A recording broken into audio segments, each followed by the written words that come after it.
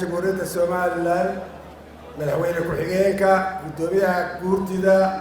gudoomiyaha maxkamadda sare gudoomiyaha xisbiga wadani ku-xigeenka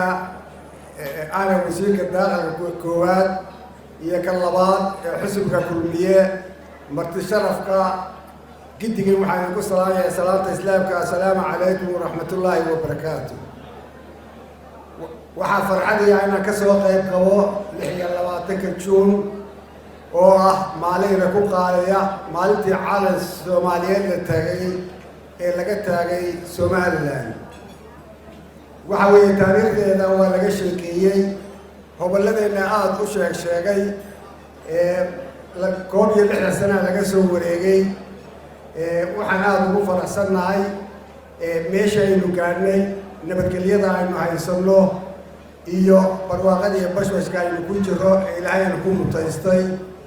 waxaan ugu mahadnaqayaa shacabka Somaliland oo isku duuban oo jecel dalkooda iyo dadkooda waxaan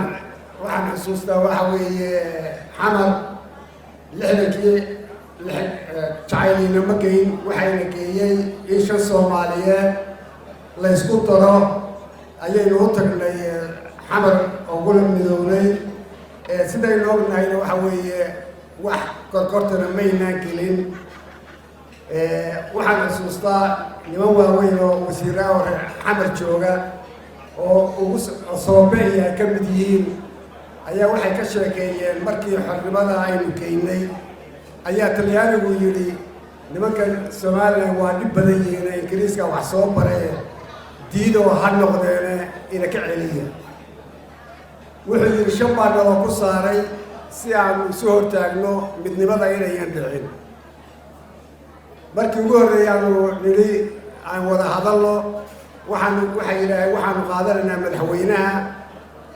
qoladii Somaliland waxay tiri qaata waxaanu filanay inay yahaan prime ministerkaanu qaadanaynaa annagu waxaanu doonaynaa inay iska noqdaan oo midnimadu ayan meel marin dabeedna waxaanu nidhi prime ministerkana waa qaadanaynaa waxay yidhaaheen prime ministerkana qaata waxay yidhaaheen waxaanu qaadanaynaa wasiirka daaqilka qaata bay yidhaaheen wasiirka arrimaha dibadda qaata labada taliya ciidan baanu qaadanaynaa qaata bay yidhaaheen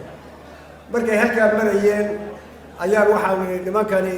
intaa ma dhaafi karo haddaynu intaa dhaafno shacabka ayna ku kacaya marka waa markay inoo bixiyeen Fratello Fesso walaalihii waa markay inoo bixiyeen marka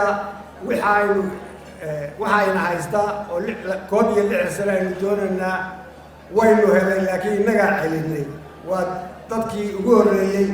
ee xornimadooda dib u celiyey si kasta ahaatee waxaynu ka barannay waayo aragnimaynu ka barannay adkaysi baynu ka barannay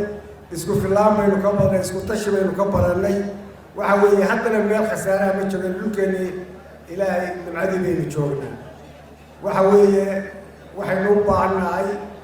inaynu nabadgelyadana ilaashanno gacmaha isqabsanno higsiga aynu waa gaari doonno inaynu dowlad mustaqbilan noqonno waxa weeye ilaa 2005kii